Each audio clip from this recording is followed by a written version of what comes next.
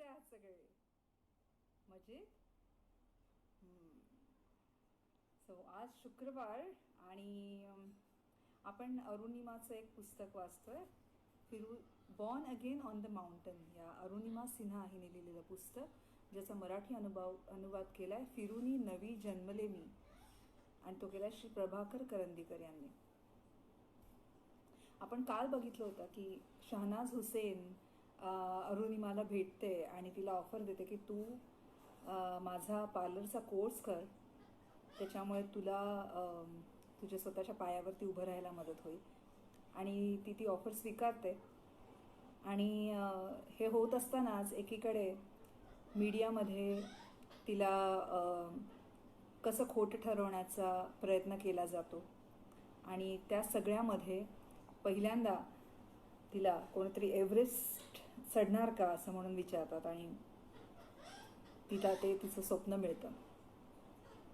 आता आज आपण त्याच्या पुढची गोष्ट वाचूया.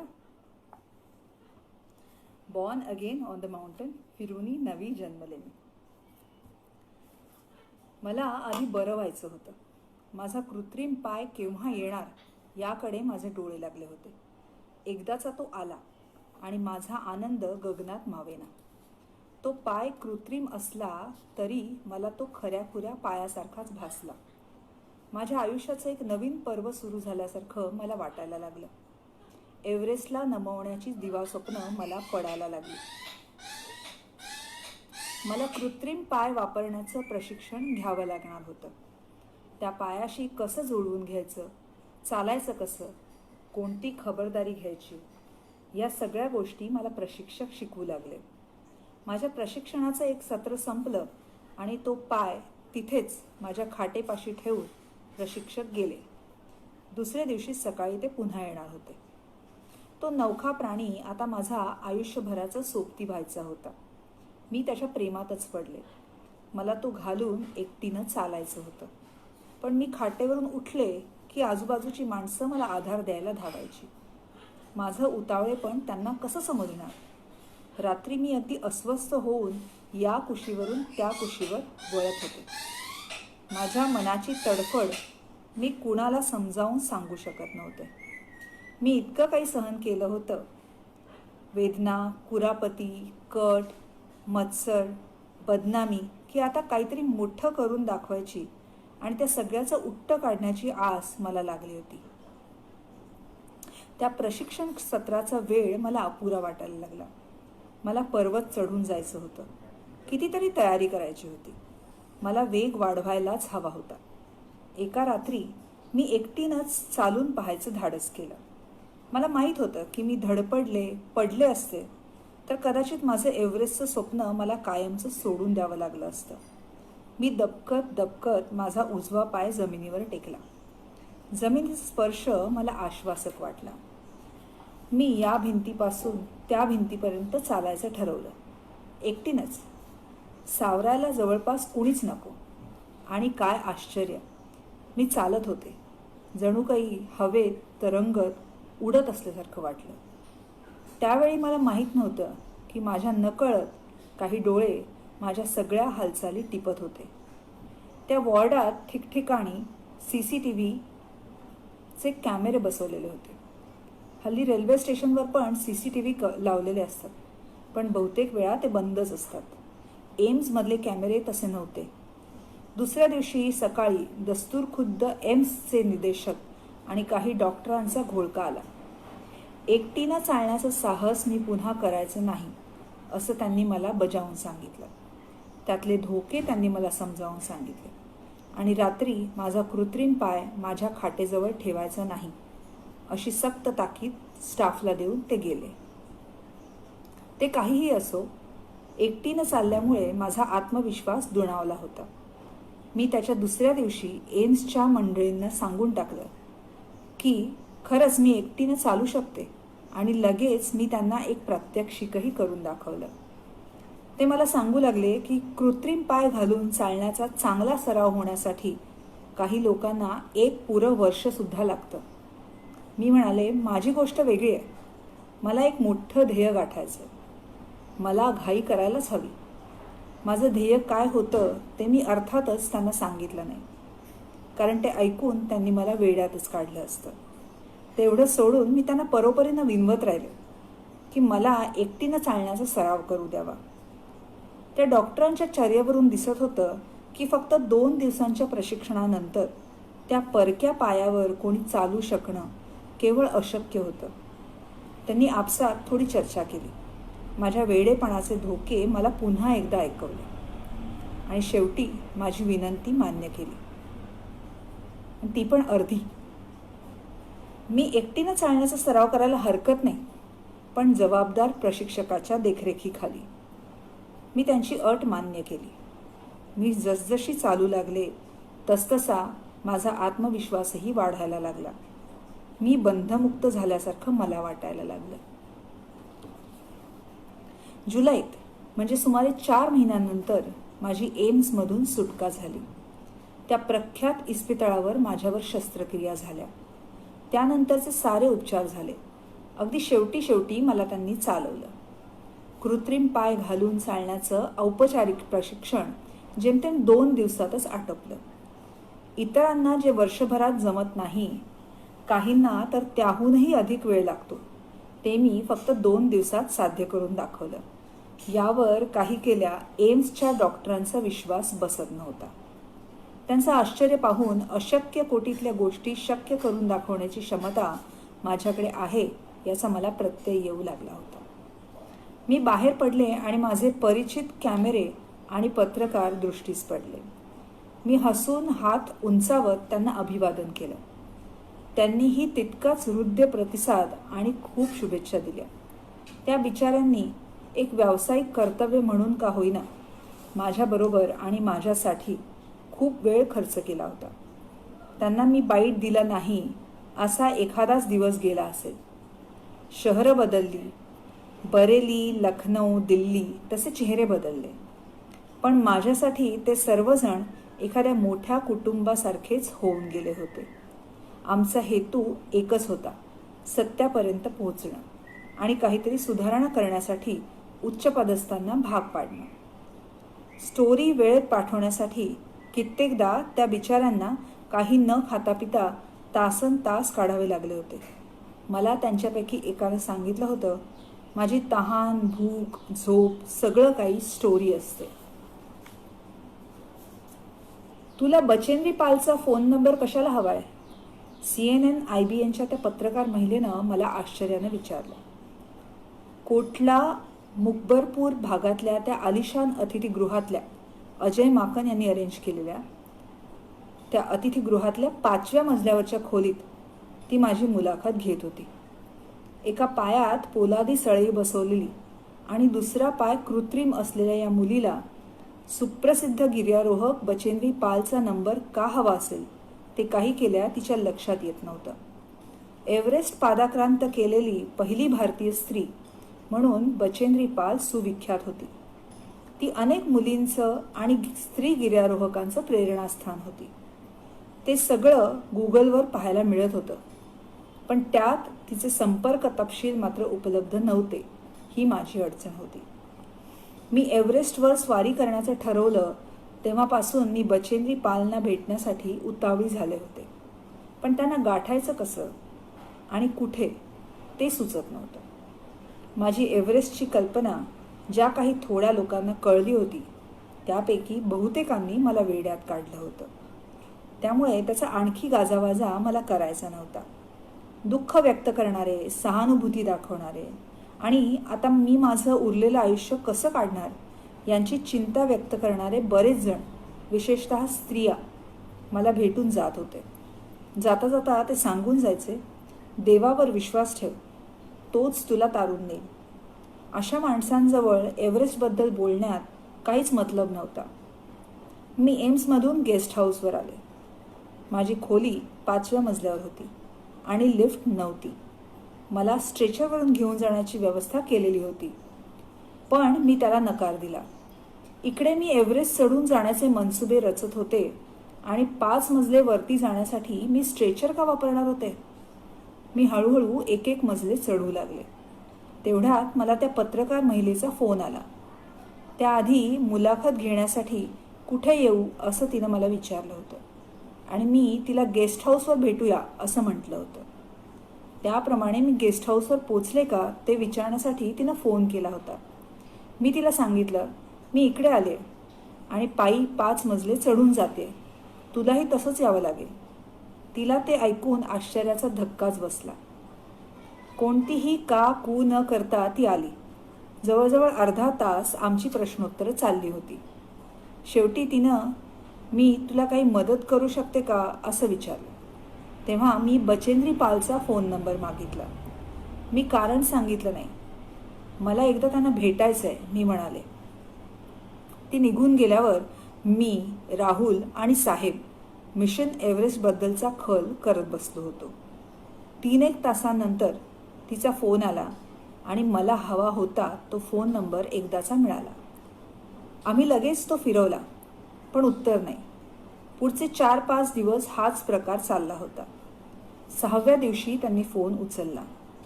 मी माझी ओळख करून दिल्यावर त्या म्हणाल्या, मी तुझ्याबद्दल ऐकलंय, तू केव्हाही जमशेदपूरला येऊ शकतेस. मला त्यांना कशासाठी भेटायचं होतं ते मी अर्थातच त्यांना सांगितलं नव्हतं.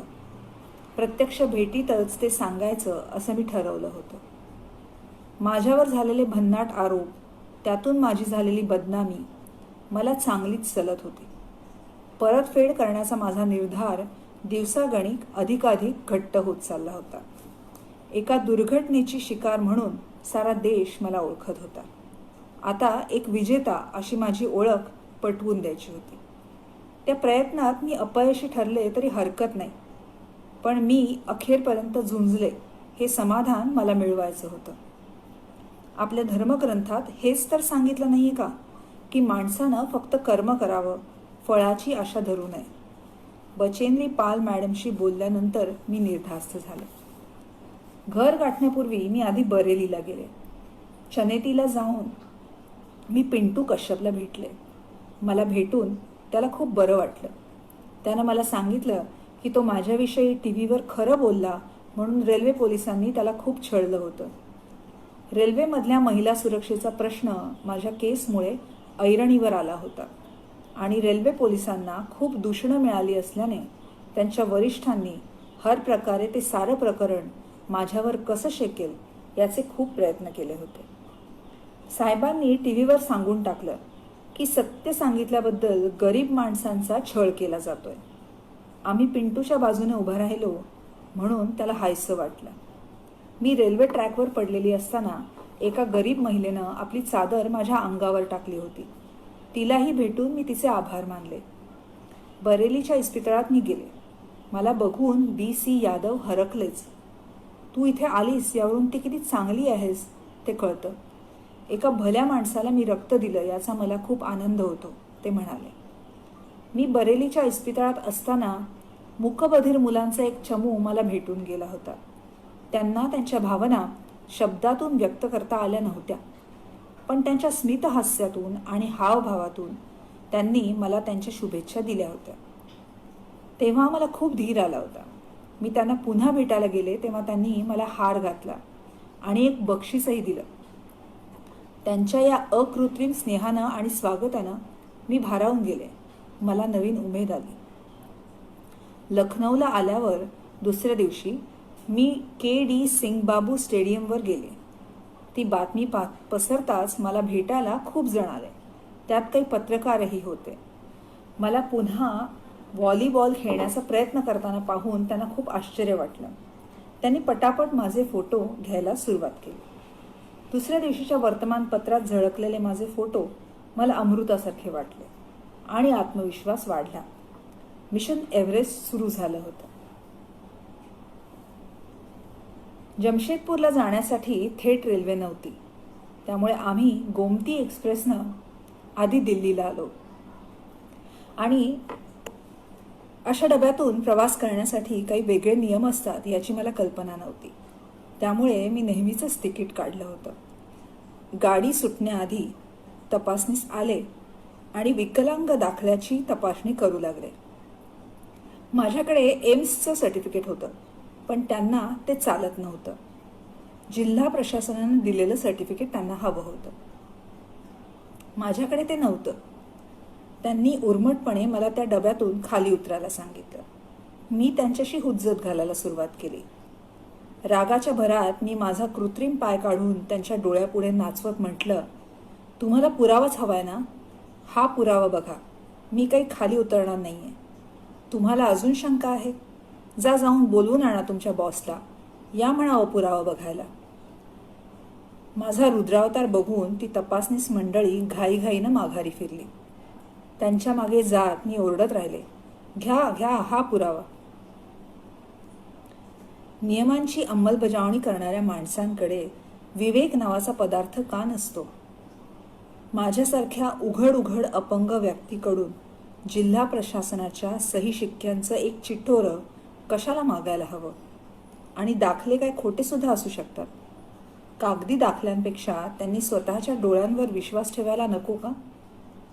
माझ्यासारख्या कितीतरी जणांना रेल्वेचे असले संवेदनशून्य अधिकारी छळत असतील. सुबुद्ध समाजात असल्या गोष्टी घडता कामा नयेत. माझ्या डोळ्यात अश्रू तरळले. पंचावत एक्सप्रेसमधला माझा प्रवास मला आठवला. चनेती स्टेशनजवळ अचानकपणे थांबलेला तो प्रवास. त्यांची अंगावर काटा आणणारी दृश्य माझ्या डोळ्यांपुढे नाचायला लागली. गाडी सुटली आणि मला रडूच कोसळलं. विकलांग प्रवाशांसाठी राखीव अशा एका डब्यातून मी प्रवास करते याचं मला खूप दुःख होत होतं. आम्ही जमशेदपूरला उतरलो आणि बचेंद्री पाल मॅडमना फोन लावला. त्यांना आधी वाटलं की मी जमशेदपूरला निघाले असं सांगायला दिल्लीहून फोन केला असावा. मी जमशेदपूर स्टेशनवरून बोलत होते असं सांगितल्यावर त्यांना खूप आश्चर्य वाटलं. त्या म्हणाल्या, अरे वा, छान, मी स्टेशनवर गाडी पाठवते. पण मी नम्रपणे ते नाकारलं आणि फक्त त्यांच्याकडे कसं यायचं ते विचारून घेतलं. रिक्षावाल्याच्या मदतीनं आम्ही त्या पत्त्यावर पोहोचलो.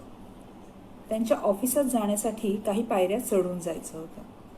साहेबांच्या हाताचा आधार घेत मी चढत होते. अजून मला कृत्रिम पायाचा म्हणावा तेवढा सराव झालेला नव्हता. उजव्या पायावरचे टाके अजून विरघळले नव्हते. दोन्ही पायांवर अजूनही बरेच फोड होते. अशाही परिस्थितीत मला पायऱ्या चढून येताना पाहून मॅडम ओरडल्याच. त्यांना मला कशाकरता भेटायचं होतं ते मी अद्याप सांगितलेलंच नव्हतं. थोड्या वेळानं मी त्यांना सांगितलं, मॅडम, खूप पूर्वी तुम्ही ज्या शिखरावर चढून गेलात तिथेच मलाही जायचं आहे. त्यांना खूप आश्चर्य वाटलं असणार, पण त्यांनी तसं दाखवलं नाही. त्यांनी फक्त एक स्मित केलं.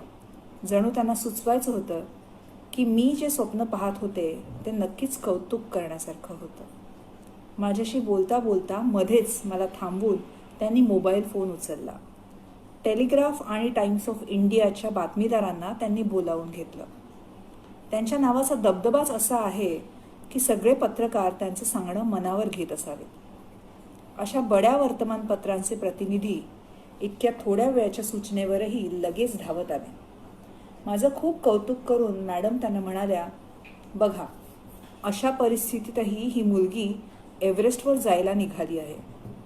जिगीषेचं याहून मोठं उदाहरण तुम्ही कुठे पाहिलंय? पत्रकारांनी माना डोलवल्या. नंतर माझ्याकडे पाहत मॅडम म्हणाल्या, तुझ्या मनात तू आत्ताच एव्हरेस्ट चढून गेलीस. आता फक्त जगाला ते दाखवायचं बाकी उरलंय. त्यांचे ते उद्गार मला आजही आठवतात. पत्रकार निघून गेल्यावर बचेंद्री मॅडम मला म्हणाल्या, हे बघ, मला तुझ्याविषयी खूप सहानुभूती वाटते, पण एक लक्षात ठेव, एव्हरेस्ट चढून जाणं ही फारच कठीण गोष्ट आहे. तुझ्या उत्साहावर मला पाणी फेरायचं नाही आहे, पण तुझ्या निर्णयाचे चांगले आणि वाईट पैलू तू नीट जोखून घ्यावेस असं मला वाटतं. त्यांच्या बोलण्यात मला काहीच गैर दिसलं नाही. कृत्रिम पाय घेऊन एकदम एव्हरेस्टकडे झेपावणं ही काही सामान्य गोष्ट नव्हती. मी फक्त त्यांना म्हटलं, खरं आहे ते, पण मला तुम्ही एक संधी तर द्या.